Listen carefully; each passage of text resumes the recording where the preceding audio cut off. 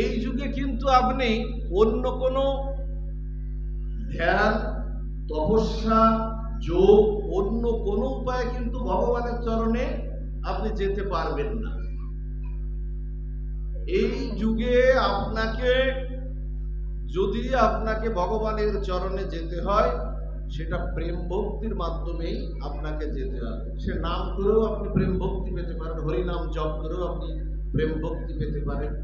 চৈতন্য চরিতামৃতে স্পষ্ট বলা হলো যে জ্ঞান কর্ম যোগ ধর্ম নহি কৃষ্ণ বশ। বুঝা গেল না? যে আমি জ্ঞানের দ্বারা বশ হই না, পাণ্ডিত্যের দ্বারা বশ হই না, বিদ্যার দ্বারা আমি বশ হই না, আমি কর্মর দ্বারাও আমি বশ হই না। জ্ঞান কর্ম যোগ ধর্ম নহি কৃষ্ণ বশ, কৃষ্ণ বশ হেতু প্রেম ভক্তি রস। একেবারে 2 লাইনে স্পষ্ট করে দিলেন। আবার কি বললেন? যে পঞ্চম পুরুষার্থ কৃষ্ণ এই মহাপ্রেমধন, কৃষ্ণের মাধুর্য রস পরায়ণ আস্বাদন, একমাত্র প্রেমা হইতে হন কৃষ্ণ নিজ ভক্ত বশ, আর প্রেমা হইতে পায় কৃষ্ণ সেবা সুখ রস। প্রেম ছাড়া আমরা পাবো কি? বা প্রেম ভক্তি ছাড়া আমরা যেতে পারবো কি? তাই বলি কি, যে জগতের যতটুকু প্রয়োজন, ভক্তি প্রেমটা আলাদা কোনো কঠিন কোনো জায়গা না। নিজের জন্য, নিজের সসুখ কামনা বাসনার জন্য, শুনুন কথাটা, নিজের সসুখ কামনা বাসনার জন্য আপনার যা কিছু চেষ্টা, নিজের জন্য যা কিছু চেষ্টা, সেটা হলো কাম। নিজের জন্য যা চেষ্টা সেটা হলো কাম। আর গোবিন্দের জন্য যা কিছু চেষ্টা, যা কিছু আপনার নিবেদন, সেটাই হলো প্রেম। আত্ম ইন্দ্রিয় প্রীতিবাঞ্ছা তারে বলি কাম, কৃষ্ণ ইন্দ্রিয় প্রীতিবাঞ্ছা ধরে নাম প্রেম। এই জন্য জগতে যেটাই করবেন, পূজা করুন, অর্চনা করুন, আপনি তপস্বী হন, জ্ঞানী হন, যাই হন না কেন, তার মধ্যে যদি ভক্তি মিশ্রিত না থাকে, তাহলে কখনোই আপনি সে সাধনায় সিদ্ধি লাভ করতে পারবেন না। পূজাও ভক্তি চাই। দেবতার পূজা করবেন, মায়ের পূজা করবেন, দেবাদিদেব মহাদেবের পূজা করছেন। এই যে শিব চতুর্দশী আসছে না, শিব চতুর্দশী আসছে তো, বৃহস্পতিবারে শিব চতুর্দশী, একটু শিব চতুর্দশী একটু সবাই পালন করবেন। কারণ এই দিন শিব ঠাকুর আর দেবী পার্বতীর বিবাহ সম্পন্ন হয়েছিল। এই জন্য শিব চতুর্দশী পালন হয়। 4 প্রহরে 4 বার শিবলিঙ্গকে পূজা করতে হয়। ওই দিনে একটু উপবাস থাকতে হয়। যদি উপবাস আপনারা নির্জলা নাও থাকতে পারেন, তবুও আপনারা একাদশীর মতো পঞ্চশস্য পরিহার করে, একাদশীর মতো ফল মূল জল মিষ্টি দ্রব্যাদি পেয়েও আপনারা এই ব্রতটি পালন করতে পারেন। কারণ অনেকের শারীরিক অসুবিধা তো আছে, এই জন্য এই ব্রতটা পালন করতে একটু করবে। করলে কি হবে? বৈষ্ণবানাগা যথাসম্ভব শিব ব্রত পালন যদি কেউ না করে, এটা শুনে যান, আমি কারণ মনে ব্যথা দেওয়ার জন্য আমি কথাটা বলছি না, শাস্ত্রের কথা আমাকে বলতেই হবে। বলছি যে কোনো ভক্ত, যে মার্গেরই ভক্ত হোক না কেন, সে জ্ঞানী হোক, পাণ্ডিত্য হোক, যোগ হোক, তপস্য হোক, শক্তি উপাসক হোক, কৃষ্ণ তত্ত্ব হোক, গৌর তত্ত্ব হোক, যে কোনো উপাসনা মার্গে আপনি অবস্থান করেন না কেন, যদি দেবাদিদেব মহাদেবের এই ব্রতটি পালন করা না হয়, তাহলে আপনার সমস্ত কিছু নিষ্ফল হয়ে গেল। বৈষ্ণবানাং যথাসম্ভব, একেবারে বৈষ্ণবের যদি কৃপা না হয়, করুণা না হয়, সাধুর যদি কৃপা না হয়, আর সে যদি হয় দেবাদিদেব মহাদেব, যদি সেই রকম সর্বশ্রেষ্ঠ বৈষ্ণবের যদি আমার কিছুটা করুণা, আমার কৃপা না হয়, কৃষ্ণ ভক্তির পথে, গৌর ভক্তির পথে আমি এগিয়ে যেতে পারবো না। এই জন্য যৎকিঞ্চিত হলো ব্রতটি একটু পালন করার চেষ্টা রাখবেন। যে কথা বলছিলাম, যে যা কিছু করবেন জগতে, সবকিছুর মধ্যে একটা ভক্তি মিশ্রিত চাই।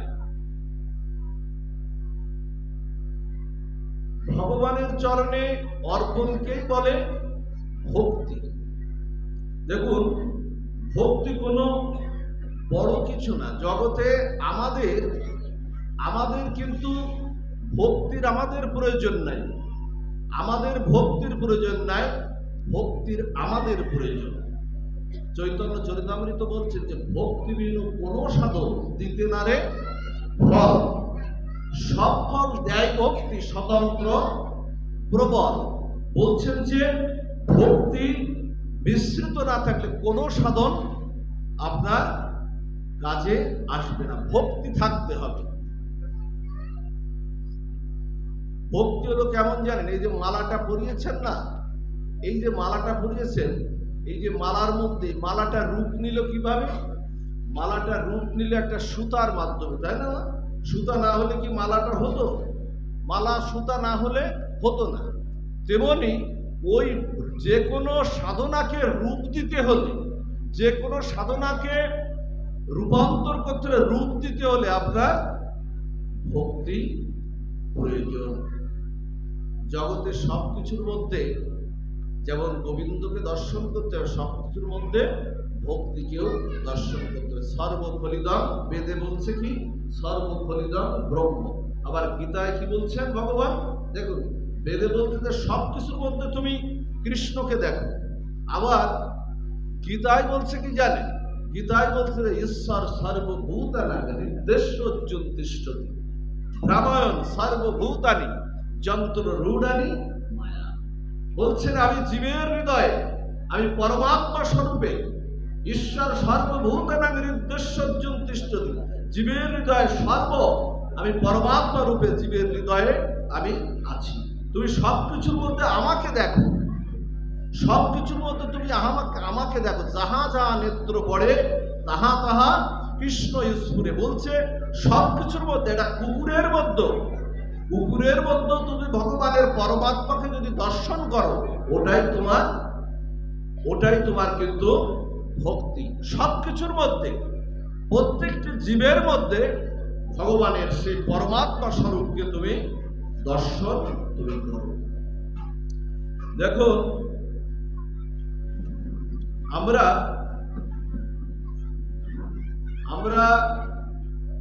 সাধনায় উঠি উপরে, আমাদের ভজন সাধন যা কিছু হচ্ছে আমরা সাধনায় উঠি উপরে, আর ভগবান কি করেন? করুণায় নামে নিচে।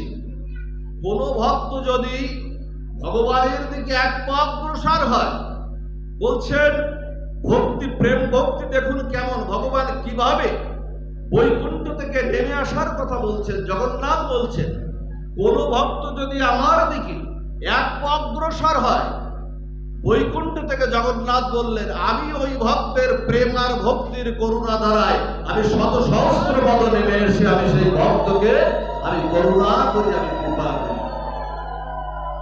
এই হলো ভক্তি। ভক্তি ছাড়া আমাদের উপায় নাই। কাকে বলে ভক্তি? ভগবানের ভজন কি বলে? ভক্তি। দেখুন ভক্তিটা কেমন, একটু সহজ করে যদি আমরা দৃষ্টান্ত দেই।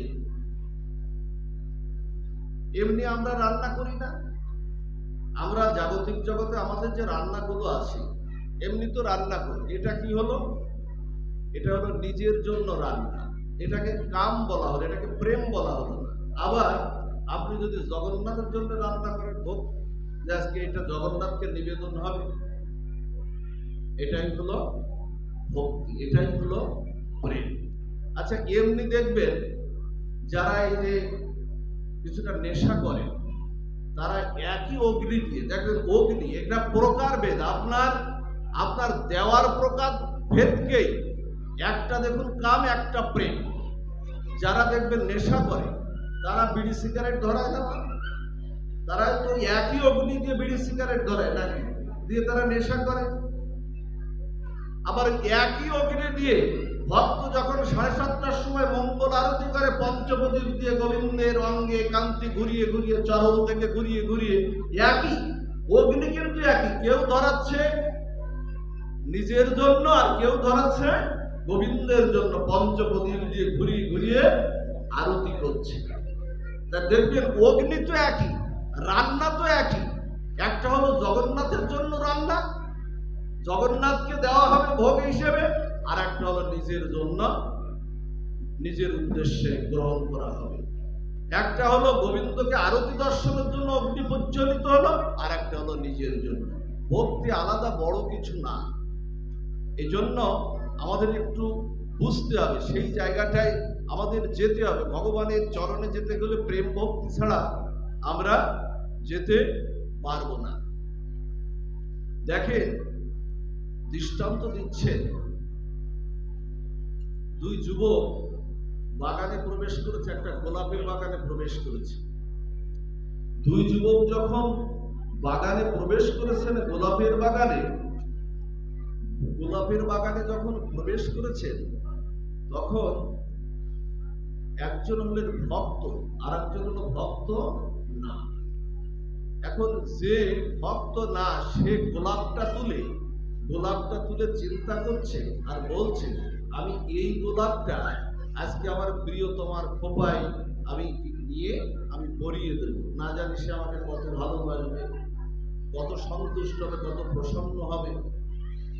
একই গোলাপ, আর একই গোলাপ ভক্ত তুলে বলছে যে এই গোলাপটা আমি আমার শ্রীমতী রাধা ঠাকুরের চরণে চন্দন চর্চিত করে আমি অর্পণ করব। তা কি হলো? একটা হলো কাম, আর একটা হলো প্রেম। সে বলছে, হে পুষ্প, তুমি তো রাধারানীর চরণের অঙ্গবন্ধ থেকেই তো সৃষ্টি হয়েছ, তাই এই পুষ্প তোমাকেই নিবেদন করতে হবে। বলছে, জগতে যা কিছু অনন্ত বিশ্ব ব্রহ্মাণ্ড সৃষ্টিতে যা কিছু আছে, গোবিন্দ বলছেন এটা আমার, আমাকে না দিয়ে তুমি পেতে পারো না। গীতায় ভগবান বলেছেন, যৎ করোসি জলস্নানাসি যজ্জু হসি দদাসি যৎ তপস্যসি কন্ত তৎ পুরুষ মদর্প নাম। গোবিন্দ কি বলছেন এই শ্লোকে? তুমি যাহা কিছু করো, যাহা কিছু খাও, যাহা তপস্যা করো, ভোজন করো, হোম করো, যজ্ঞ করো, দান করো, ধ্যান করো, সকলেই আমাতে অর্পণ করো। আমার বলিতে কিছু নাই তো হরি, সকলেই তোমারই দান। কি দিয়ে বুঝব ভগবান তোমারে? আমি কাজী নজরুল ইসলাম,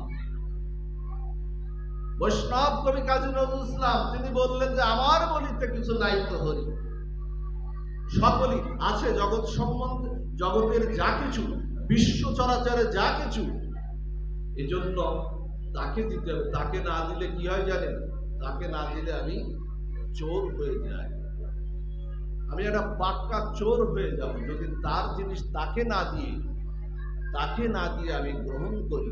এই জন্য ব্রজবাসীরা সবসময় গোবিন্দকে নিবেদন করেই গ্রহণ করত। ব্রজ কবিরা তারা কোনো কিছু, তারা ভাবত জগতের যা কিছু দৃশ্যমান, এই বিশ্ব চরাচরে সবই গোবিন্দের, তার জিনিস তাকে দিতে হবে, তার জিনিস তাকেই অর্পণ করে দিতে হবে। এই জন্য তারা দিত, ব্রজ কবিরা দিত। আমরা তো দিতে পারি না, কিন্তু যতটুক প্রয়োজন, যতটুক পারা যায় ততটুক তাকে দিতে হবে। তা না হলে প্রেম ভক্তি আমরা কখনো পাবো না। ভগবান ওই মন্ত্রের ওই শুদ্ধ উচ্চারণ এটা দেখেন না ভগবান। আপনি মন্ত্র সঠিক করে বললেন কি মন্ত্র সঠিক করে বললেন না, এটা ভগবান দেখতে আসে না। ভগবান দেখে আপনার ভিতরের অন্তর্নিহিত ভক্তিটা কতটুকু। জানে, একটা লীলা শুরু করে, এই বাচ্চাগুলোকে একটু থামানো যায় না? ওই বাচ্চাটাকে একটু থামানো যায় না? একটা বাচ্চাই তো পুরো অনুষ্ঠানটাকে মানে একেবারে গোলমাল করে দিচ্ছে। জয় রাধে। মহাপ্রভু খেয়াল দিন, মহাপ্রভু যখন দাক্ষিণাত্য ভ্রমণ করছেন,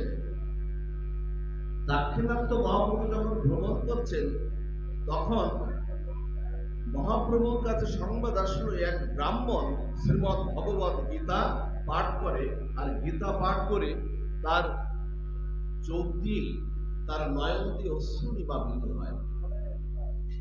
যখন এই সংবাদ আসলো, মহাপ্রভু সেই ভক্তকে দেখার বড় ইচ্ছা জানলো, সেই ভক্তকে যে দেখি সেই ভক্ত কেমন। কেমন সেই ভক্ত, তাকে একটু দর্শন করার দরকার। গীতা পাঠ করে চোখের জল আসে। এখন গেছেন আস্তে আস্তে চৈতন্য মহাপ্রভু। চৈতন্য মহাপ্রভু গিয়ে ওই ব্রাহ্মণের পিছনে বসে গেছেন। বসে বসে উনি দেখছেন বা শুনছেন যে শ্রীমদ্ ভগবত গীতা যা পাঠ করছেন, ওনার সবই শ্লোকগুলো সবই প্রায় ভুল। অথচ তার চোখ দিয়ে নয়ন দিয়ে অশ্রু আসছে। আর লোকজন বিভিন্ন পথ দিয়ে যাচ্ছে, বলছে গীতা পাঠ করে, গীতা পাঠ করে, এই গীতা পাঠ করে সব ভুলভাল, আবার গীতা নিয়ে বসেছে।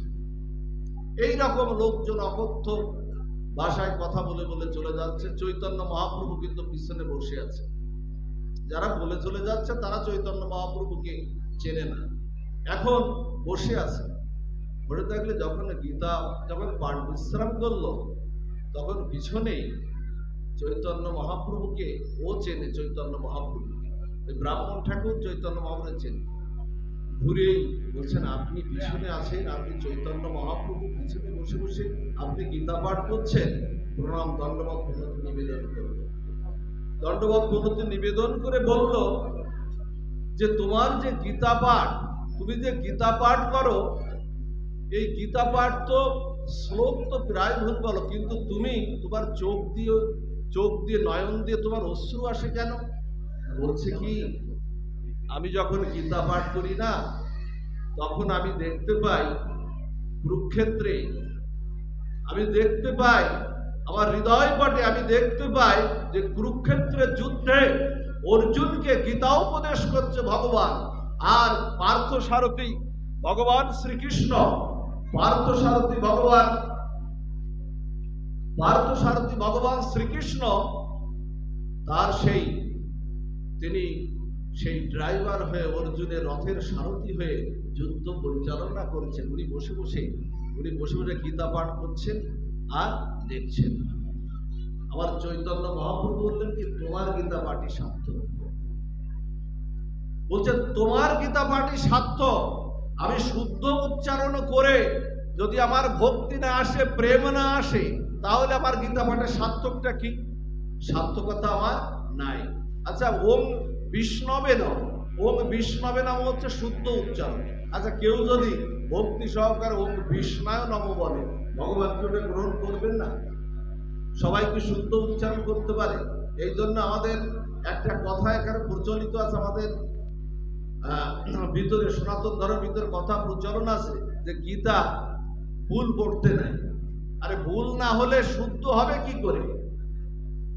একটা সন্তান কি একবারে হাঁটা শেখে? বারবার পড়ে গিয়েই তো সে হাঁটা শেখে, পড়ে ওঠে, তারপরেই তো ভালোভাবে হাঁটা শেখে।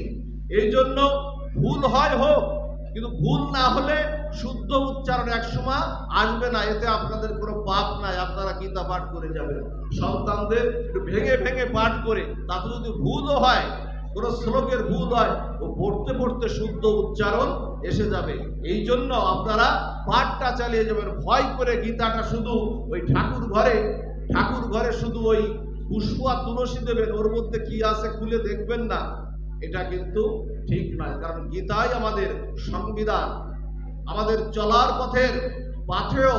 কুরুক্ষেত্রের যুদ্ধে আমার পার্থসারথী ভগবান শ্রীকৃষ্ণ অর্জুনকে উদ্দেশ্য করে জীব জগতের উদ্দেশ্যে যে দলিল প্রকাশ করেছিলেন, সেটাই হলো শ্রীমদ্ ভগবত গীতা। এটা সনাতন ধর্মের একটা দলিল বলা হচ্ছে। আপনার সকাল থেকে রাত পর্যন্ত আপনি কিভাবে চলাচল করবেন, এটা গীতায় নিরূপণ করা আছে। প্রত্যেকটা শ্লোকই আপনাদের পাঠের বিষয়। এই জন্য আপনারা গীতাটা পড়বেন। তা যে কথা বলছিলাম, যে ভক্তি আনতে গেলে হৃদয়ে আপনার চিন্তা করতে হবে যে আমি আমার নিবেদনটা আমি ভগবানের উদ্দেশ্যে আমি করব, আমার প্রেমটা আমি ভগবানের চরণে অর্পণ করবো। একটি তুলসী পত্র চন্দন চর্চিত করে যদি আপনি গৌর গোবিন্দ চরণে যদি অর্পণ করে দেন, ভগবান বললেন আমি ওই ভক্তের কাছে ঋণী হয়ে যাই। কৃষ্ণকে জল তুলসী দেয় দুই জন, তার ঋণ সদিতে কৃষ্ণ করেন চিন্তন, জল তুলসীর সমুয়ার নাহি কিছু ধন, তবে আত্মা করে বেশি কৃষ্ণ ঋণের শোধন। একটা ছোট্ট তুলসী পত্র গৌর গোবিন্দ চরণে অর্পণ করতে হবে, সেটা অবশ্য আমাদের অনেকের সময় আমাদের নাই। নানান কাজে আমরা ব্যস্ত, চাকরি বাকরি, ব্যবসা বাণিজ্য। আমরা সনাতন ধর্মের মানুষগুলো আমরা অনেকে পরিচয় দিই নিজেকে, কিন্তু আচরণগুলো কিন্তু আমরা করি না। সবাই এটাকে ব্যাকডেটেড মনে করি, কিন্তু আপনার পরিচয় বহন করবে, আপনার ধর্মের থেকে পরিচয় বহন করবে। ধর্ম না থাকলে আপনার পরিচয় কিন্তু থাকবে না। গীতায় কত সুন্দর সমাধান দেওয়া হয়েছে। যদি আপনি এটা নাও পারেন, একটা তুলসী দিতে গেলে যে সময়ের দরকার ওটা নাও পারেন, ভগবান বলছেন গীতায় যে মনমনা ভব মদ্ভক্ত মজ্জাজীবাং নমস্কুরু মামে বৈশেষী সত্যম তে প্রতি জানে প্রিয় হেসিমে। অনেক জায়গায় বলি এই কথাটা, যদি নাও পারে। দেখুন এত সমাধান ভগবান দিয়েছেন আমাদের সনাতন ধর্মের জন্য। প্রথমে বলছেন কি, মনমনা ভব, মনটা আমায় দাও। তা আপনি বলছেন যে মন তোমায় কি করে দেব প্রভু? মন তো চারিদিকে বিক্ষিপ্ত ভাবে ঘুরে বেড়ায়, মন তো বসে না তোমার, কাজে মন তো বসে না, কি করে মন দেব? তুমি অন্য উপায় থাকলে বলো। তো বলছে তাহলে একটু ভক্ত হও। ভক্ত হতে গেলে আবার তো এখানে বসে বসে তোমাদের কথায় 3-4 ঘন্টা বসে বসে শুনতে হয়। এ সময়ও আমার সকালবেলা উঠে অফিসে যেতে হয়, ব্যবসায় যেতে হয়, ছেলে ক্যান্টনমেন্টে পড়ে, কি এমসিএসকেতে পড়ে, কি ইংলিশ মিডিয়ামে পড়ে, মা বলছে স্বামীর জন্য রান্না করতে হয়। কখন তোমার এই বসে বসে 3-4 ঘন্টা আমি ভক্ত হয়ে আমি তোমার কথা শ্রবণ করবো? তুমি অন্য উপায় থাকলে তাই। এবার বলছেন তাহলে মজ্জাজ, তাহলে একটা কাজ কর, যদি এই সময় না পার, সকালবেলা উঠেই স্নান করে, শুদ্ধভাবে স্নান করে একটু ঠাকুর ঘরে বসে একটু চন্দন চর্চিত করে আমার চরণে একটা তুলসী দে। ভক্তির কত অঙ্গের কথা বললেন ভগবান দেব, ও যে একটা তুলসী দে। আপনি বলছেন কি ওই একই কথা? আরে প্রভু, কখন তোমার চরণে তুলসী দেব? কখন ওই স্নান করে ঠাকুর ঘরে বসে বসে চন্দন চর্চিত করে, চন্দন ঘষে ঘষে তোমার চরণে তুলসী দেবো? আমার সে সময়ও তো আমার নাই। কত ব্যস্ততা সকালে, ওই সময় আমার নাই। তুমি অন্য উপায় থাকলে তাই। 3টে চলে গেল। আর গোবিন্দ বলছেন, হাসছেন, গোবিন্দ বলছেন তাহলে একটাই কর, ওটা করলেও তোকে আমি প্রেম ভক্তি দান করে দেবো। বলে কোনটা? বলে মান নমস্কার। প্রথমে বললেন মনমনা ভব, মদভক্ত হতে পারলাম না, মন দিতে পারলাম না, তুলসী দিতে পারলাম না। এবার বলছেন তাহলে একটু প্রণাম তো করতে পারবি নাকি? তাও পারবি না। সকালবেলা যেখানেই যাস, চাকরিতে যাস, ব্যবসায় যাস, স্কুলে যাস, কলেজে যাস, মাঠে যাস, ঘাটে যাস, যেখানেই যাস, তোর এই উদ্ধত অহংকারী মস্তকটা একটু আমাদের এই মস্তকটা না অত্যন্ত উদ্ধত অহংকারী, না পারে গোবিন্দ চরণে নত হতে, না পারে সাধুগুরু বৈষ্ণব চরণে নত হতে।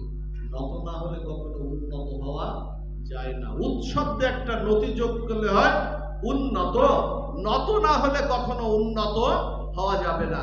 গোবিন্দ বলছেন কি, অন্তত পক্ষে আমার গীতায় আমি যে সমাধান দিয়েছি, অন্তত মান নমস্কার। তুই যেখানেই যাস আমার চরণে নত হয়ে বল। নত হয়ে প্রণাম দিতে কত সময় লাগে? 10 সেকেন্ড, 20 সেকেন্ড, 1 মিনিটও লাগে না, 10-20 সেকেন্ড লাগে। অন্তত পক্ষে তুই একটু নত হয়ে বল, হে গোবিন্দ, আমি তো পারি না সবকিছু করতে, অন্তত পক্ষে তুমি আমার শুধু এই প্রণামটুকু গ্রহণ করো, যা তুমি গীতায় বলেছো। আর গোবিন্দ বললেন কি, তোর এই নত হাতে একটা নমস্কারের জন্য, আর যেদিন তোর অন্তকাল আসবে আমি সেদিনকে প্রেম ভক্তি দিয়ে তোকে উদ্ধার করে নিয়ে আমি বৈকুণ্ঠ গতি করে দেবো। এটাই হলো গীতার কথা, শ্রীমদ্ ভগবত গীতার। করি কি আচরণ? আমরা আচরণ করি কি? আমরা আচরণ করি না। কিছু লেখাপড়া শিখে কয়েকটা সার্টিফিকেট নিয়ে আমরা নিজেকে বিদ্বান মনে করি, কিন্তু রামকৃষ্ণ পরমহংসদেব এই বিদ্যাকে বিদ্যা বললেন না। যে বিদ্যা ঈশ্বর খোঁজার জন্য চেষ্টা করে না, কে আমি, কি আমার পরিচয়, আমি কোথা থেকেই বা আসলাম, কোথায় বা আবার ফিরে যাব, আত্ম অনুভূতি, আত্মস্বরূপ চিন্তা যে বিদ্যা করে না, নিজেকে খোঁজতে বিদ্যা করে না, দক্ষিণেশ্বরে মায়ের উপাসক রামকৃষ্ণ পরমহংসদেব তা বললেন না। রামকৃষ্ণ পরমহংসদেব বললেন ঈশ্বরকে খোঁজাই হলো প্রকৃত বিদ্যাকে বললেন, প্রকৃত বিদ্যার কথা বললেন রামকৃষ্ণ পরমহংসদেব, মায়ের উপাসক যার হাতে মা গ্রহণ করতে।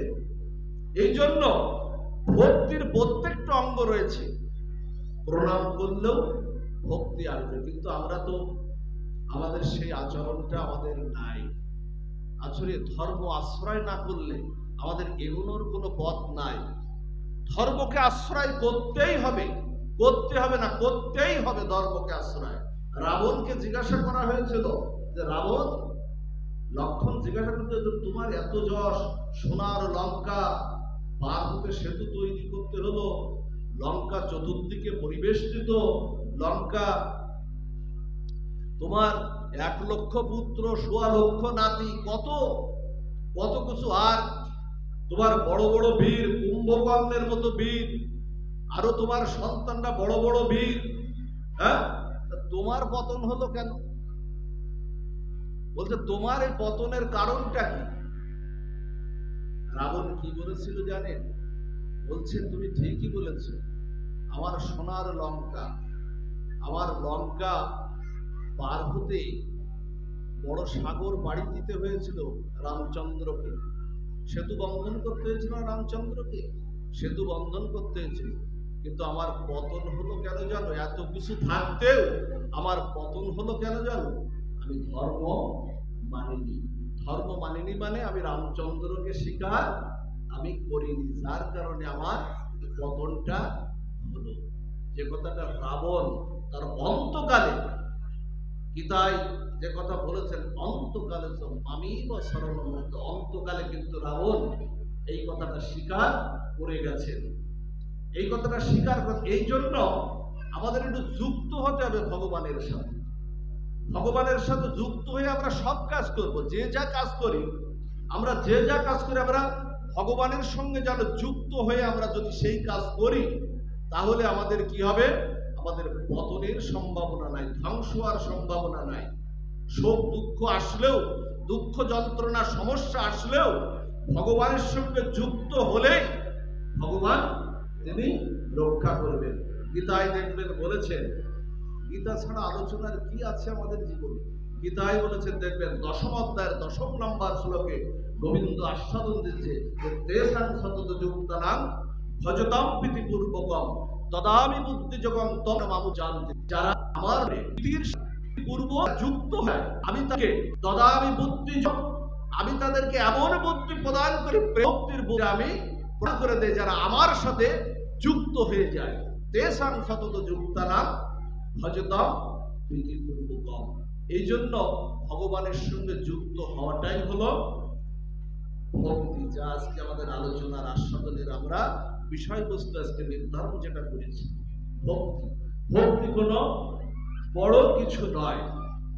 আর এই যে দেখুন, জগতের সবকিছু কিন্তু চলে যাবে, এই ভক্তি কিন্তু, এই যে যতটুকু কৃষ্ণ কথা আপনারা শ্রবণ কীর্তন করছেন, এটা কিন্তু আপনাদের কাছ থেকে কেউ কিন্তু কেড়ে নিতে পারবে না।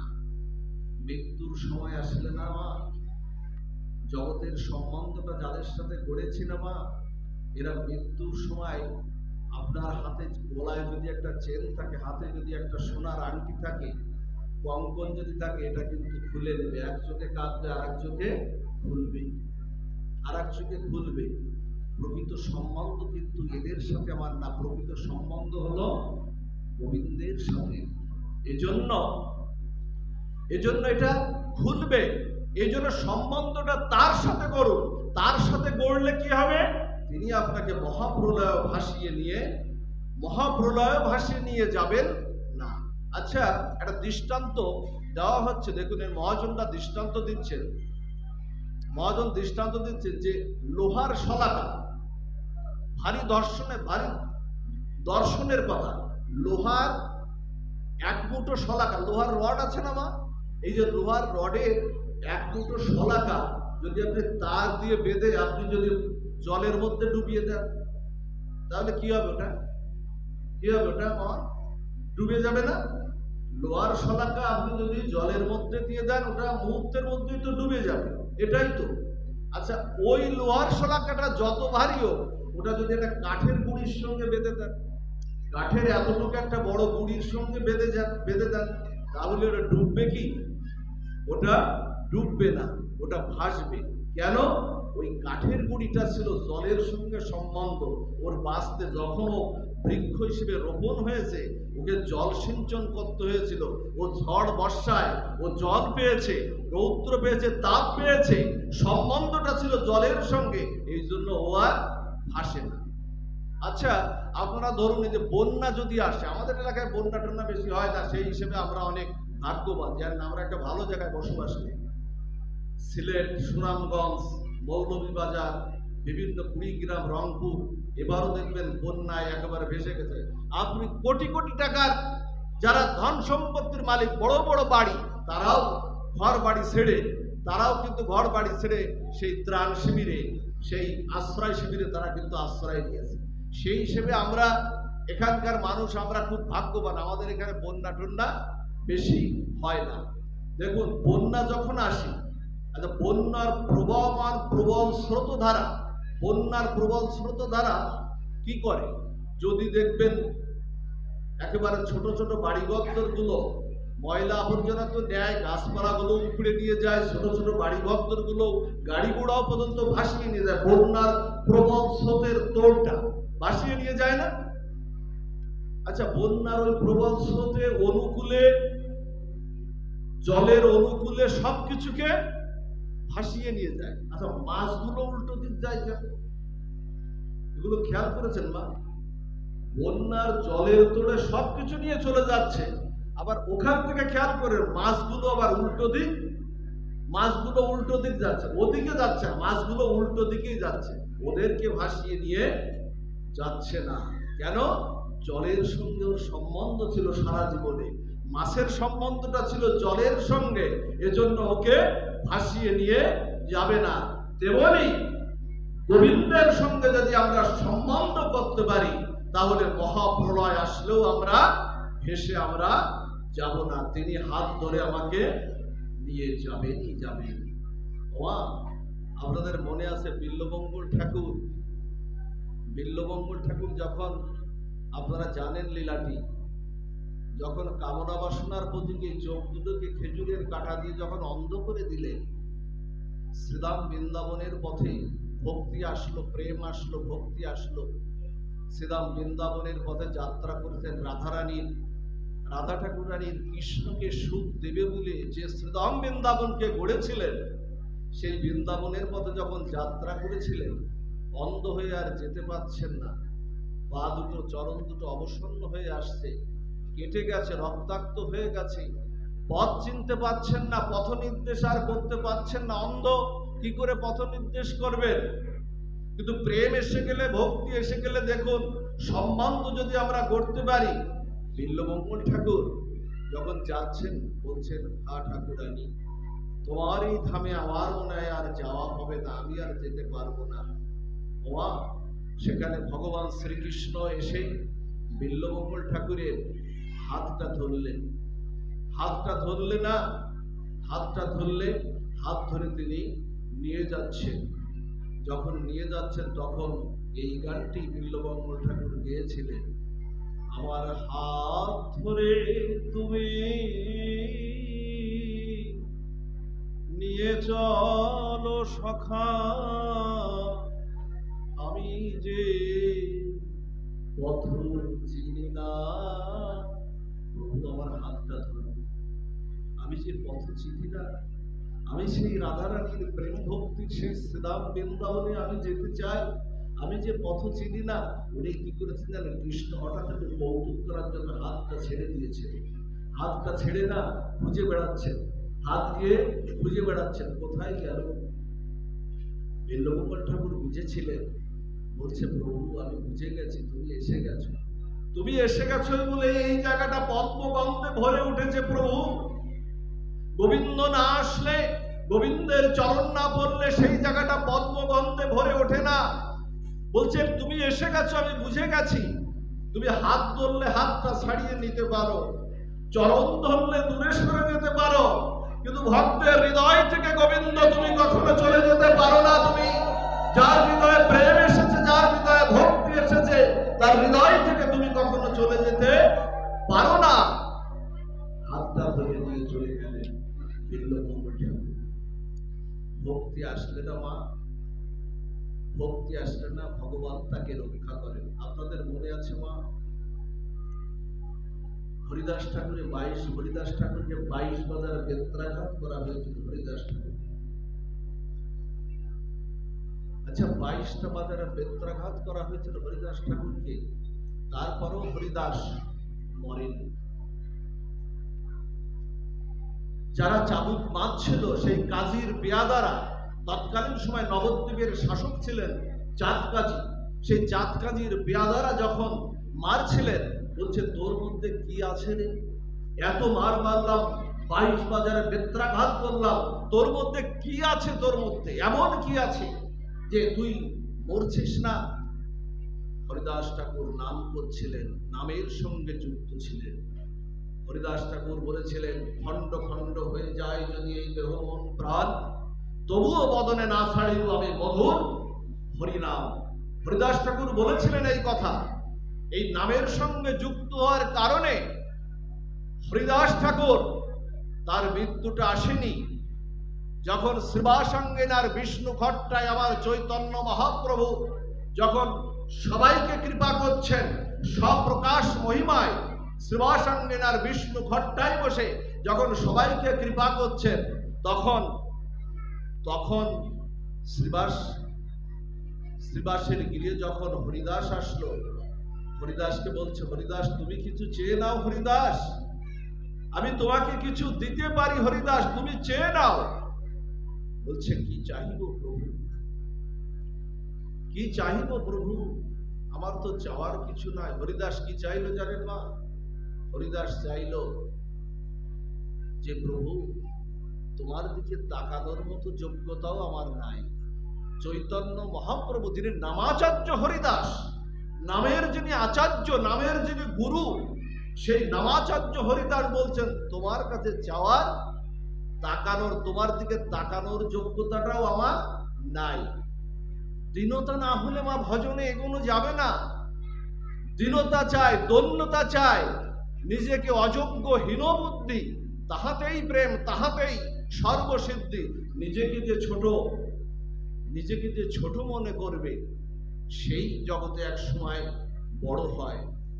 নিজেকে ছোট মনে করতে হবে। আজকাল তো আমরা নিজেকেই বড় বলে প্রকাশ করার সবার চিন্তা বেশি, কিন্তু আমরা পড়েছি, গদ্যে পড়েছি, নিজেকে যে বড় বলে বড় সেই নয়, লোকে যারে বড় বলে বড় সেই হয়। এসব আমরা ছোটবেলায় এগুলো পড়েছি, কিন্তু আজ আর এই সংস্কৃতি, এই আদর্শটা কিন্তু আজকার নাই। কে কত বড় আসন নেবে আজকে সেই চিন্তা ভাবনা।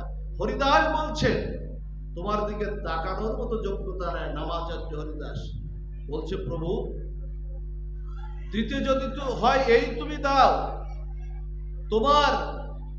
তোমার প্রসাদ পায় যে সকল দাস, তাদের উচ্ছিষ্ট হয় যেন আমার মোর গ্রাস। ভক্তের উচ্ছিষ্ট প্রসাদ ও প্রেম পাবে হরিদাস। আর যদি তাও না হয় প্রভু, যদি ওটাও আমার সৌভাগ্য না হয়, যদি ওটা আমার চাওয়াটা একটু বেশি হয়ে যায়, তাহলে অন্ততপক্ষে আগামী জন্মে যদি আমি আবার মনুষ্য জন্ম পাই, তাহলে আমাকে একটু কুকুর করে রেখো প্রভু, কুকুর করিয়া রেখো মোরে ভক্ত করে। বলছেন যে যেসব ভক্ত প্রসাদ পায় তাদের দ্বারে, তাদের যারে যেন আমাকে একটু কুকুর করে রেখো। হরিদাস বলছে। এই সমস্ত কথোপকথন মহাপুরুষ সঙ্গে হচ্ছে। বলছেন কি, আচ্ছা হরিদাস যেদিন তোমার 22 বাজারে বেত্রাঘাত হয়েছিল, সেদিন তুমি কি কোনো আঘাত পেয়েছিলে হরিদাস? তা বলছে না প্রভু, একটা আঘাতও তো আমি পাইনি, একটা আঘাতও আমি পাইনি প্রভু, একটা আঘাতও আমি। বলছে কেন পাওনি জানো? তুমি আমার নামের সঙ্গে যুক্ত ছিলে, এই জন্য নাম আর নামই হলো অভিন্ন। হরিনাম যে নাম হয়, সেই নাম আর স্বয়ং নামই কথারূপে, এই যে ভগবানের কথারূপে নাম একই, এর মধ্যে আলাদা কোনো ভেদ করা যাবে না, সব এক। ওই নাম আর নামই অভিন্ন হওয়াতে আমি নামের মূর্তি মন্ত্র শ্রীবিগ্রহ চৈতন্য মহাপ্রভু হয়ে সেদিন তোমার পিঠের পারে আমি পড়েছিলাম, এর প্রত্যেকটা আঘাত আমি নিয়েছি। চৈতন্য মহাপ্রভু কাপড়টা সরিয়ে, উত্তরীয়টা সরিয়ে চৈতন্য মহাপ্রভু দেখালেন তুমি নামের সঙ্গে যুক্ত থাকার জন্য ওই প্রতিটা আঘাত, 22 বাজারে বেত্রাঘাতের প্রতিটা আঘাত আমি চৈতন্য মহাপ্রভু আমি নিজেই সেই নামের সেই আঘাতগুলো আমি নিয়েছি। এই হলো নামের সঙ্গে যুক্ত থাকা হলো ভক্তি। এই ভক্তিটা আমার কখনো যাবে না, যতটুকু এই যে আজকের সাধুসঙ্গ যতটুকু বললেন না, ভক্তি আর যাবে না। আমরা জগৎবন্ধু সুন্দর থেকে একটা লীলা পাই। জগৎবন্ধু সুন্দর ফরিদপুরের আঙ্গিনা জগৎবন্ধু সুন্দরের একটা গ্রন্থে একটি লীলা পায়। জগৎবন্ধু সুন্দরের একজন পরম ভক্ত ছিল, তার নাম হলো বিধান। যে আঙ্গিনায় এখন 24 ঘন্টা 24 আওয়ার্স সেখানে হরিনাম সংকীর্তন হয়, 1 মিনিটের জন্য থামে না, সবসময় হরিনাম সঙ্গে। 71 সালে কিছু সময়, 71 সালের ওই দুর্যোগের সময় কিছু সময় বন্ধ ছিল, কিন্তু তারপরের থেকে স্বাধীনতা লাভ করলে আবার সেই নাম চালু হয়েছিল। এখনো সেই হরিনাম সেখানে সেইভাবে চলমান আছে। জগৎবন্ধু সুন্দর আঙ্গিনায় ঘুরে আসবেন, একটা সুন্দর জায়গা। তার একটি জগৎবন্ধু সুন্দর তার একটি গ্রন্থে লিখেছেন, যে কথা বলছিলাম, এটুকু কেউ আর নিতে পারবে না। এই জগৎবন্ধু সুন্দরের একজন ভক্ত ছিলেন, তার শিষ্য ছিলেন বিধান। গুরু সেবাই করতেন, জগৎবন্ধু সুন্দরেরই সেবা করতেন। একদিন কি হলো জানেন, পরস্ত্রীর দিকে তার দৃষ্টি যাওয়াতে তার হৃদয়ে কামনার উদ্বেগ হয়ে গেল। কামনার উদ্বেগ হয়ে বলল, কি গুরুদেব, আমার একটু সংসার করতে মন চায়, আমি একটু চলে যাচ্ছি, আপনি অনুমতি দেন। গুরুদেব বললেন, তোর তো পতন হলো, তোর স্খলন হলো, তো এখন যাচ্ছিস যা, কিন্তু গুরু সেবা তো অনেকদিন করেছিল। বিধান গুরু সেবা অনেকদিন করেছিল, যার কারণে ওই ভক্তিটুকু ওর নষ্ট হয়ে যায়নি। পরবর্তীতে ওর স্খলন হলো, পতন হলো অতি কামবাসনার জন্য, কামক বাসনার জন্য। ওর পরবর্তীতে শুকর জন্মে জন্মগ্রহণ করল, শুকর জনিতেও জন্মগ্রহণ করল। একদিন আবার জগৎবন্ধু সুন্দর ওই পথ দিয়ে যাচ্ছেন, জগৎবন্ধু সুন্দর ওই পথ দিয়ে যাচ্ছেন, কিছু হঠাৎ করে কিছু শুকর না জগৎবন্ধু সুন্দরকে দেখে জগৎবন্ধু সুন্দরের চরণে পড়েছে, কিন্তু অন্যান্য যেসব শুকরগুলো না, শুকরগুলোকে তাড়িয়ে দিয়েছে, তারা তাড়া খেয়ে চলে গেছে, কিন্তু একটা শুকর কিন্তু যায়নি। একটা শুকর না ওই জগৎবন্ধু সুন্দরের চরণে না লুটোপুটি খাচ্ছে, যাচ্ছে না, ওকে তাড়ালেও যাচ্ছে না। আর কি করছেন জানেন, ওকে মারার চেষ্টা করছে। জগৎবন্ধু সুন্দর বলছেন, মহামানব প্রেম অবতার জগৎবন্ধু সুন্দর। জগৎবন্ধু সুন্দর বলছে, ওকে তাড়াস না, ওকে তাড়াস না। চোখের জল দিয়ে চরণ প্রক্ষালন করে দিচ্ছে, বলছে ওকে তাড়াস না। অন্তর্যামী তো, গুরুদেব তো অন্তর্যামী হয়। গুরুদেব যিনি আপনার গুরুদেব, গুরুকে কোনো সাধারণ মনুষ্য ভাববেন না, কারণ আপনাদের যার যা গুরুদেব আছে, এই গুরুদেবকে যদি সাধারণ মনুষ্য ভাবেন তাহলেই আপনার প্রেম ভক্তি নষ্ট হয়ে গেল। গুরুদেবকে সাক্ষাৎ নারায়ণের অবতার ভাববেন। গুরুদেব সাক্ষাৎ ভগবান, নারায়ণ যেমন সাক্ষাৎ, আপনার যে শ্রী গুরুদেব আছে, এই শ্রী গুরুদেবে কিন্তু সাক্ষাৎ, কারণ ওই নারায়ণই সন্ধ্যা পাপ ছেড়ে তিনি এসেছেন জীবের লাগিয়া ওই নন্দ সুত হরি ভুবনে প্রকাশ হলেন গুরুরূপ ধরি। উনি এসেছেন। গুরুদেবের জ্বর হলে মনে করবেন না যে, এমন কথা বলবেন না গুরুদেবের জ্বর হয়েছে, তাহলে কিন্তু সর্বনাশ। বলবেন অসুস্থ, লীলায় আছেন আমার গুরুদেব। এমন করে ভাবনাটা এমন করে ভাবতে হবে। এখন গুরুদেব অন্তর্যামী, গুরুদেব বুঝতে পেরেছেন, গুরুদেব বুঝতে পেরেছেন যে আর কেউ নাই, আর কেউ নাই, এই সে বিধান। সমস্ত ভক্তদের শিষ্যদের বলছে, ওকে তাড়াস না, ও আমার চরণেই ছিল অনেকদিন, কিন্তু অতি কাম বাসনার জন্য ও আমার চরণ থেকে ওর পতন হয়েছিল, স্খলন হয়েছিল, ওকে তাড়াস না, ওকে তাড়াস না, ও হলো তোদের সেই বিধান। আমি কি করব জানো, তুই যখন চিনতে পেরেছিস, আর অন্তর্যামী অবাপ্ত কাণ্ঠে যেটা গুরুদেবের কর্ণে গিয়েছে অন্য কেউ বুঝতে পারেনি, বলছে আর কেউ আর একটা সুযোগ দেওয়া যায় না গুরুদেব, বলছে আর একবার সুযোগ দেওয়া যায় না, আর একটা সুযোগ দেওয়া যায় না। গুরুদেব বললেন, আরে বুঝতে যখন পেরেছিস সুযোগ তুই আবার পাবি। হ্যাঁ, জগৎবন্ধু সুন্দর তার চরণটা ওই শুকরের মাথার উপরে দিলেন, মাথার উপরে দিয়ে বললেন, যা, বুঝতে যখন পেরেছিস তোর কৃপা হবে, আবার তুই মনুষ্য জন্ম লাভ কর, আবার সেই গুরু ভক্তি লাভ কর, আবার সেই শুদ্ধ হরিনাম লাভ কর, আর আবার সেই প্রেম ভক্তি নিয়ে তুই আমার চরণে ফিরে আয়। আজ তোকে কৃপা করলাম, তোকে শুদ্ধ হরিনাম দিলাম। এই হলো প্রেম, এই হলো ভক্তি, সেটুক প্রয়োজন।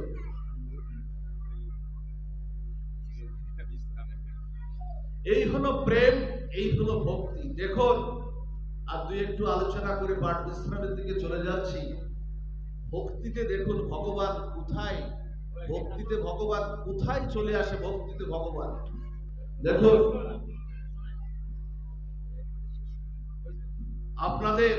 আপনাদের মনে আছে যে বৃন্দাবনে সাক্ষী গোপালের লীলাটা এর আগেও বলেছে, বৃন্দাবনে দেখুন প্রেম ভক্তিতে কোথায় চলে আসলো। দুই বিপ্র গিয়েছিলেন না বৃন্দাবনে দুই বিপ্র গিয়েছিলেন, সারা বৃন্দাবন তীর্থ পরিক্রমা করেছে। সারা বৃন্দাবন তীর্থ পরিক্রমা করে না, ওই একজন ছোট ব্রাহ্মণ আর একজন বড় ব্রাহ্মণ সারা তীর্থক্রমণ করে মদন মোহন গোপালের মন্দিরে আশ্রয় নিয়েছেন, বিশ্রাম নিয়েছেন। ছোট ব্রাহ্মণের সেবায় বলছে কি, আমি তোর সেবায় সন্তুষ্ট হলাম, যা, আমি তোকে কথা দিচ্ছি, আমি বাড়িতে গিয়ে আমার ছোট কন্যার সঙ্গে তোর বিবাহ দেব। ভাগবতের লীলা শুনুন, প্রেম ভক্তির লীলা। এখন ভক্তি থাকলে কি হয়, প্রেম থাকলে কি হয়, বিগ্রহকে বিগ্রহ না ভাবলে, সাক্ষাৎ ভাবলে কি হয়। যখন আসলেন বাড়ি এসে তখন এই প্রস্তাব দিলেন, ওর আত্মীয় স্বজনের বা ওর ছেলেদের মাধ্যমে প্রস্তাব দিলেন, তখন বলছে যে না, ওর সঙ্গে ওর কিছু নাই, ও গরিব ব্রাহ্মণ, ওর সঙ্গে আমরা আমাদের মেয়ের বিয়ে দেব না। আত্মীয় স্বজন বলছে না, ওর সঙ্গে মেয়ের বিয়ে দেওয়া যাবে। বলছে আমি মদন মোহন গোপালের সামনে বলেছি। তা বলছে বলো, গোপাল কি আর কথা বলতে পারে? বলো, বলি নাই। যে বলো, বলি নাই, বলো সাক্ষী আছে কেউ? ওই ব্রাহ্মণ না এই চাপাচাপিতে গিয়ে বললেন, না, তোমার সঙ্গে আমার মেয়ের বিয়ে দিতে আমি চাইনি, সাক্ষী আছে কেউ? কত বড় ভক্তি থাকলে ওর মেয়েকে বিবাহ করার জন্য না, ব্রাহ্মণ হয়ে প্রতিজ্ঞা ভঙ্গ করছে, সত্য নষ্ট করছে। প্রকৃত ব্রাহ্মণের ধর্ম কিন্তু এটা না। তাই ও শ্রীধাম বৃন্দাবনে চলে গেছে, 1 মাস ধরে হেঁটে চলে গেছে। শ্রীধাম বৃন্দাবনে হেঁটে চলে গিয়ে ও তখন মদন মোহন গোপালের মন্দিরে উপস্থিত হয়েছে। মদন মোহন গোপালের মন্দিরে উপস্থিত হয়ে বলছে কি, গোপাল, তোমার মন্দিরেই তো কথা ছিল, তোমার মন্দিরেই তো কথা হয়েছিল, তুমিই তো সাক্ষী। ওই ব্রাহ্মণ এখন সত্য ভঙ্গ করছে, প্রতিজ্ঞা নষ্ট করছে, তা চলো আমার সাথে যেতে হবে, তোমাকে যেতে হবে। আচ্ছা, আমি বললে কি বিগ্রহের একটা আঙুল নড়বে? আঙুল কি নড়বে? এটা ভক্তির সাথে দেখতে হবে, আঙুল তো নড়বে না। এই যে শিল্পী যারা দুর্গা প্রতিমা দেখবেন যারা করে, বা পাথর কেটে যারা বিগ্রহ তৈরি করে, আমি দেখছি একটা কালো পাথর, আর শিল্পী দেখছে ওর মধ্যে যুগল রাধা মাধবের শ্রীমূর্তি। আমি দেখছি বিশালি আর মাটি দিয়ে শিল্পী ওখানে তৈরি করছে, আর শিল্পী কিন্তু ওর মধ্যে ভাস্কর কিন্তু অঙ্কন করছে, ওখানে দেবী দুর্গার দশভুজা প্রতিমা অঙ্কন করছে। এটা দেখার ভাব, এটা মনের একটা ভাব প্রকাশের বিষয়। এখন আমি বললে তো গোপালের একটা আঙুল নড়বে না। গোপাল নড়ে উঠে বলল কি জানেন? গোপাল নড়ে উঠে বলল, এই বিগ্রহ কথা বলতে পারে? বিগ্রহ কখনো পায়ে হেঁটে যেতে পারে শুনেছিস? বিগ্রহ কখনো পায়ে হেঁটে সাক্ষী দিতে যেতে পারে? তখন ওই ভক্ত বলছে, প্রভু তুমি ধরা খেয়ে গেছো, তুমি ধরা খেয়ে গেছো, তুমি কথা না বললে ভালো করতে, তুমি কথা না বললে ভালো করতে। কথা যখন তুমি বলতে পারো, তুমি হাঁটতেও তুমি পারো। কথা তুমি যখন বলতে পারো, তুমি হাঁটতেও আমার সাথে পারো, তোমাকে যেতে হবে, আমার সাথে যেতে হবে। আর গোপাল বলছে, আমি তো ধরা খেয়ে গেলাম ভক্তের কাছে, একমাত্র তো ভক্তের কাছেই তিনি অধীন, অহম ভক্ত পরাধীন, তিনি ভক্তের কাছেই তিনি অধীন, আর কারো কাছে জগতে অধীন না। এখন বলছে চল তোর সঙ্গে যাব, ধরাই যখন কে তোর সঙ্গে যাব। এখন বলছে এত দূর নিয়ে যাবি, আমাকে না খাইয়ে নিয়ে যাবি? তা বলছে বলো প্রভু তুমি কি চাও? তা বলছে পঞ্চব্যঞ্জন সোয়াশের চালে পঞ্চব্যঞ্জন রান্না করে অন্ন রসই করে আমাকে একটু ভোগ লাগিয়ে নিয়ে যা, আমিও একটু খাই, আমি এত দূর যাব, তোর সঙ্গে হাঁটবো। ভগবান কি কিছু ওইভাবে গ্রহণ করে? আমরা যে ভোগ দ্রব্য যা দিই, ভগবান দৃষ্টি দ্বারা, চিন্ময় দৃষ্টি দ্বারা ভক্তের ভক্তি অর্ঘ উনি গ্রহণ করে নেন। বলছেন কি জানেন? বিশ্বেশ্বর ভগবান বাৎসল্য প্রেমময় গোপাল বললেন যে আমি যাব ওর সাথে, ও আমার সাথে এত দূর হাঁটবে, কোথায় সেই বৃন্দাবন থেকে সেই হরিধামের সেই বিদ্যানগর কটকে এত দূর পর্যন্ত যাবে, ওর ক্ষুধা লাগবে। হ্যাঁ, ভক্ত বাৎসল্য গোপাল নিজে খাওয়ার ছলে ভক্তকে প্রসাদ পাইয়ে নিয়ে চলছেন। আচ্ছা, এখানে সোয়াশের কেন? এর আদাসের হতে পারতো, একশের হতে পারতো, সোয়াশের তত্ত্বটা আসলো কেন?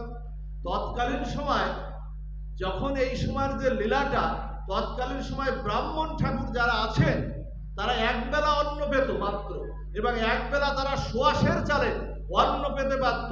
সেই গোপাল বাৎসল্য প্রেমময় গোপাল ভাবলেন যে ও যা পায় ও নিত্য প্রতিদিন যা পায়, আমার খাওয়ার ফলে ওকে একটু খাইয়ে নিয়ে যায়। কোথায় চললেন? ভক্তের সাথে সেই বিদ্যানগর কটকে। প্রেম ভক্তিতে নেমে আসলেন না ভগবান? কোথায় নেমে আসলেন? শ্রীধাম বৃন্দাবনের সাথে এই সাক্ষী গোপাল, সেখানেই সেই দৈববাণী করলেন। একটা জায়গায় দাঁড়িয়ে গেলেন, সেখান থেকে দৈববাণী করলেন, যা তোর সেই বিদ্যানগর বাসীকে এখানে ডেকে নিয়ে আয়, আমি এখানতেই সেই ব্রাহ্মণের প্রতিজ্ঞার কথা আমি বলবো। এই জন্য প্রেম ভক্তিতে ভগবান নিচে নেমে আসবে। সেই ভক্তিটা যা কিছু আপনাদের জীবনের যা কিছু সবকিছু অর্পণ করো। যাও, পাঠ বিশ্রামের দিকে চলে যাব। এই হরিনাম সবশেষে নামের একটু কথা বলেই পাঠ বিশ্রাম। এই হরিনামটাও, যে হরিনাম হরে কৃষ্ণ মহামন্ত্র, এই নামটাও কিন্তু ভক্তি। এই নামের মাধ্যমে আপনার সর্বকিছু লাভ হতে পারে। মহাপ্রভু যখন হরিদাস ঠাকুরের সেই পুরীর সেই গাম্ভীরায়, যেখানে মহাপ্রভু থাকতেন, গাম্ভীরার থেকে মহাপ্রভু যেতেন না হরিদাস ঠাকুরের সেই নির্জল কুটিরে, সেখানে যেতেন না মহাপ্রভু, যেতেন। দেখুন, নদী সাগরে মেশে, আর আজকে সাগর কি করছে? নদীর কাছে আসছে। চৈতন্য মহাপ্রভু আজকে ভক্তের কাছে আসছে, প্রেম ভক্তিতে ভক্তের কাছে নেমে আসছে, নাম করছে। নামাচার্য হরিদাস ঠাকুর যখন কৃষ্ণ কথা আলাপন করতেন, আমার চৈতন্য মহাপ্রভু হরিদাস ঠাকুরের সেই কৃষ্ণ কথা আলাপন শেষে চৈতন্য মহাপ্রভু যখন হরিদাস ঠাকুরকে জড়িয়ে ধরতে যাবেন না, জড়িয়ে ধরতে যখন যাবেন, তখন হরিদাস বলছে, না প্রভু, তুমি আমায় ছুঁয়ো না, আমার এই অপবিত্র, নিজেকে অপবিত্র যবন ভাবছে, বলছে আমার এই অপবিত্র দেহে তুমি চৈতন্য মহাপ্রভু স্পর্শ তুমি করো না। এই কথার প্রতি উত্তরে মহাপ্রভু কি বলেছিলেন? মহাপ্রভু 4টা লাইন বলেছিলেন। মহাপ্রভু বলেছিলেন, হরিদাস, তোমায় স্পর্শী আমি পবিত্র হইতে। আচ্ছা, আমার চৈতন্য মহাপ্রভুর কোনো অপবিত্রতা আছে মা? যার নখাগ্র থেকে শিখাগ্র পর্যন্ত রসরাজ মহাভাব বিরাজ করে, রাধাকান্তি সুবলিত তনু চৈতন্য মহাপ্রভু, তার কোনো অপবিত্রতা থাকতে পারে, তার কোনো রোগ শোক থাকতে পারে, তার কোনো জরাব্যাধি থাকতে পারে, কিন্তু সেই চৈতন্য মহাপ্রভু বলছেন, হরিদাসকে উদ্দেশ্য করে বলছেন, তোমায় স্পর্শে আমি পবিত্র হইতে হরিদাস, তোমার পবিত্র ধর্ম নাহি গো আমাকে। বলছে তোমার মধ্যে যে পবিত্র ধর্ম আছে, আমি চৈতন্য মহাপ্রভু মহাপদান্য অবতার, আমার মধ্যেও সেই ভক্তি, প্রেম ভক্তি আমার মধ্যেও সেই নাই।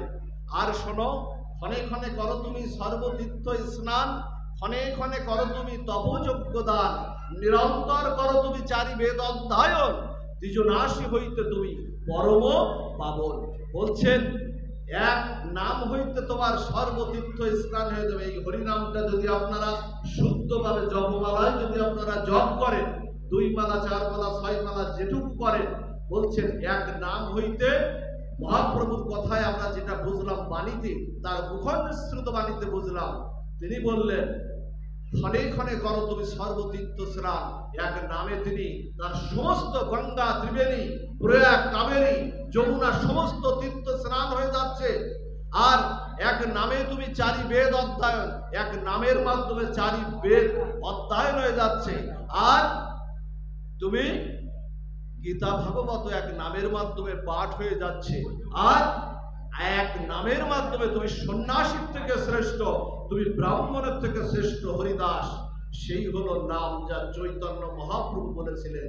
এই জন্য যে কথা বলি, নাম আশ্রয় করুন। নাম শুধু কলিজীবের যুগ ধর্ম না, নাম কলিজীবের জীবেরও ধর্ম। প্রত্যেকটা জায়গায় নামকে সংযুক্ত করুন। সে হোক কালী পূজা, হোক দুর্গা পূজা, হোক শিব পূজা, হোক অন্য পূজা, হোক ভাগবত অনুষ্ঠান, হোক কীর্তন, সেখানে হরিনাম যুগ ধর্মকে সেখানে সংযুক্ত করুন। এই যুগ ধর্ম প্রবর্তিত হলেই আবার চৈতন্য মহাপ্রভু যে যুগ ধর্ম প্রবর্তন করতে চেয়েছিলেন, তার সফলতার কিছুটা আসবে। সেই নাম শুদ্ধভাবে সেই নাম উচ্চারণ করুন। অন্তত কিছু না পারেন, যদি শুধু হরিদাস ঠাকুরের মতো নাম আশ্রয় করতে পারেন, তাহলে চৈতন্য মহাপ্রভু যেমন হরিদাস ঠাকুরকে কোল দিয়েছিলেন, যদি এই নাম যদি আশ্রয় করতে পারেন, তাহলে অন্তকালে, যেদিন আপনার অন্তকাল আসবে, গীতায় যেটা বলেছে, অন্তকালে চ মামেব শরণমুক্তা কলেবরম জগ্রাতি সমদ্ভাবম জাতিদাস্তন্ত্র সংশয় জং জং বাপি শরণাং ভাবম ত্যাজতান্তে কলেবরম তম তমেবৈতিকন্ত সদা তদ্ভবভাবিত। যদি এই নাম যদি আপনার উচ্চারণ থাকে, আর যদি অন্তকালে স্মরণ থাকে, তাহলে সেদিন যেমন করে হরিদাস ঠাকুরকে কোল দিয়েছিলেন আমার চৈতন্য মহাপ্রভু, তেমনি আমাদের যে সব অন্তকাল আসবে, নাম যদি আমরা আশ্রয় করতে পারি, চৈতন্য মহাপ্রভু প্রেম আর ভক্তি দিয়ে আমাদেরকে উদ্ধার করে নিয়ে নামের সেই মন্ত্র দেবেন।